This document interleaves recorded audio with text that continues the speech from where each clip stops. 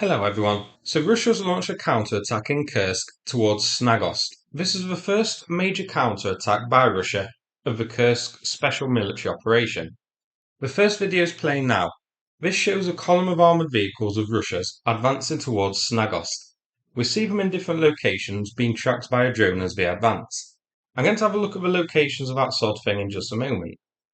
First, here is a second video showing a much larger column of armoured vehicles advancing towards Snagost. At least 8 armoured vehicles, including tanks, are seen advancing along a road here, then cutting over a field. We see them come under some artillery fire, with at least one vehicle looking like it took a hit and was destroyed. The Russian vehicles are seen engaging targets within the town itself, but we can't see what they are exactly, as the drone feed is quite far out. Two separate advances were seen shown here, one coming at Snagost from the east heading west, cutting north, and then heading west again, I assume avoiding a route which has now been mined. The second one, advancing directly south and entering the settlement. Snagost is here, south of Koronivo. So if these tanks in large numbers headed from Koronivo, then it seems that Russia has managed to break the encirclement and stop Ukraine's assault on Koronivo. Reports online say Russia then attacked this column from the flanks. And as we can see on deep states, Ukraine holds land and settlements both east and west of Snagost, so that seems very likely. This is actually a good idea of Russia's to attack Snagost as part of its counter-offensive. If Russia can take it, then Ukraine will likely have to pull back from that territory just to the west, which includes the villages of Visnevka and Krasno-Okta-Bruskoe, which will then relieve pressure on Komarovka, which is Ukraine's next target in the area, with Ukraine entering the outskirts of the settlement. So this is an attempt you can see here to pretty much break Ukraine's push west towards Glushkovo, and so gain control over those pontoon crossing areas. At the moment, no mention as to whether Snagost was captured.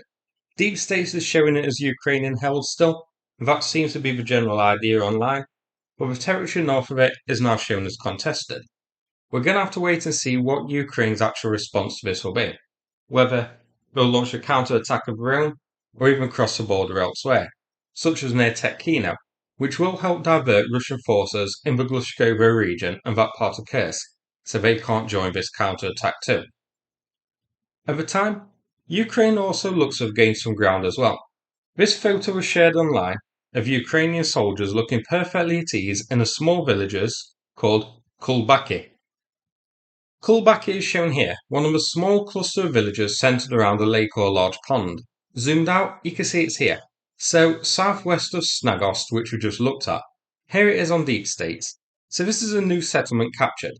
Now, I don't know if Ukraine entered Russia here in the south, crossed the border and advanced to here, or pushed here from the east, heading west. I think the latter is most likely. So, two key areas here. Ukraine captured a new settlement, but at the time, Russia looks to have broke the Koronivo encirclement and counter-attacked Snagost. So two places to keep an eye on in the coming days. Another video here showing a third key area to keep an eye on. So this one shows a Ukrainian engineering vehicle clearing the way through some of Russia's Dragon's Teeth defences. Behind the engineering vehicle, you can see a disabled tank. Unsure what hit it, but it's belching smoke. The engineering vehicle you can see is basically pushing the Dragon's Teeth out of the way so other tanks can cross the border here. So this does show that these Dragon's Teeth are effective to a degree, forcing armour to halt while they get cleared away, which allowed this tank at least to get hit by something while stationary, likely a drone. This is here. The nearest settlement is a village called Novye Put.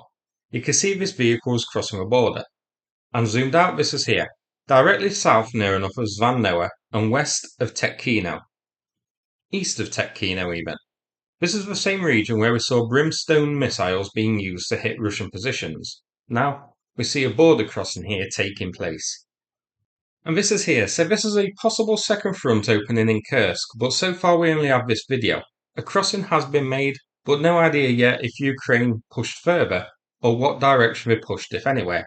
However, there are reports online saying that there are skirmishes at Novye Put which we just looked at, and another nearby settlement called Oburovka, which, if accurate, makes it seem that Veseloya is the target here for Ukraine, which does make sense as this is the largest settlement in the immediate area, so you'd have to think that would be the main target for Ukraine to aim towards.